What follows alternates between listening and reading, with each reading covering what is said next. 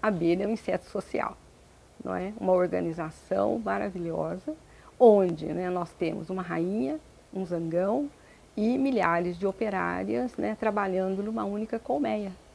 E a simples observação dessas colmeias, né, já é fascinante. O comportamento solitário, não social, que seria que uma fêmea, em caso de abelhas, vespas, uma única fêmea cria o seu próprio ninho, coleta o alimento, cria, providencia alimento para a cria, e depois a cria sai e não tem contato com a mãe. Esse contato com a mãe, depois da emergir da célula de cria, é importante para a socialidade, porque desta forma a mãe mantém um contato constante com as filhas. As filhas são o sexo feminino que é importante na socialidade das abelhas, né? Só os zangões, os machos, participam pouco, eles são reprodutores e fundamentais para a reprodução, mas não para a organização social em si. O que isso envolve? Essencialmente que as filhas diminuem a sua reprodução, essa capacidade reprodutiva, em favor da mãe, gradualmente. No final, nas espécies altamente eusociais, como a Apis mellifera, a rainha bota mais que 1000 ovos por dia, enquanto os operários são essencialmente não reprodutivos. Eles podem ativar o ovário em condições especiais, mas geralmente eles não reproduzem.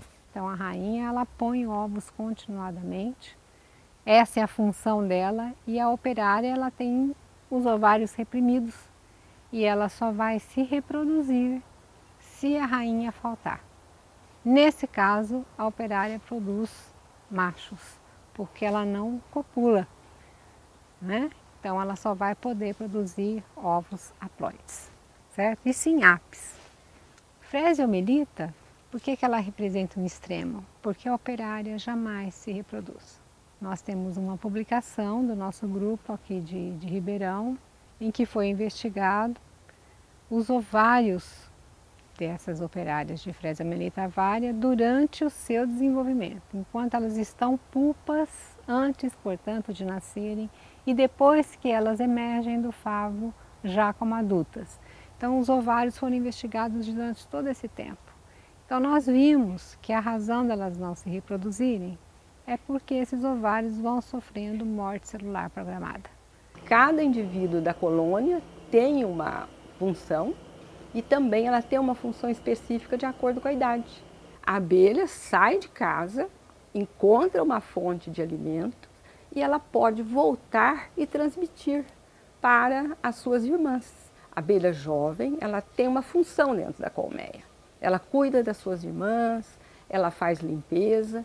Enquanto isso, o seu organismo está amadurecendo e ela está se preparando para a sua função final, que é coleta de mel, né, pólen e, finalmente, água. E à medida que ela vai avançando, né, no seu polietismo etário, à medida que ela vai envelhecendo, ela assume novas funções. E essas funções, né, que podem ser observadas, podem ser analisadas bioquimicamente também. O sistema glandular dela acompanha essa evolução da idade, não é? A bioquímica dela, a fisiologia dela também. Ela apresenta sinais de envelhecimento pelo aparecimento de enzimas, não é? Características de uma jovem senhora, não é? Então, as abelhas têm, então, se nós quisermos, nós podemos seguir a vida de uma abelha estudando a sua fisiologia, a expressão de seus genes. Esse caminho pela idade, ou pelo amadurecimento da abelha, não é, traz mensagens muito interessantes. Por exemplo, né, o ritmo circadiano das abelhas. As abelhas que ficam dentro da colmeia, os genes do ritmo circadiano não ciclam. Por quê? Ela não precisa, ela não vai sair de casa.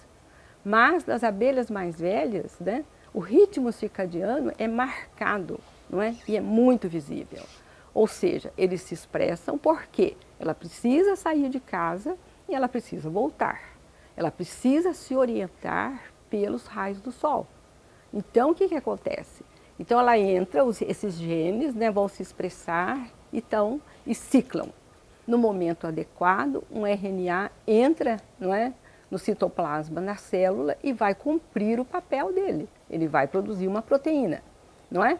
Então, o que é o ritmo? Então, ele vai dar um ritmo à fisiologia daquela própria célula.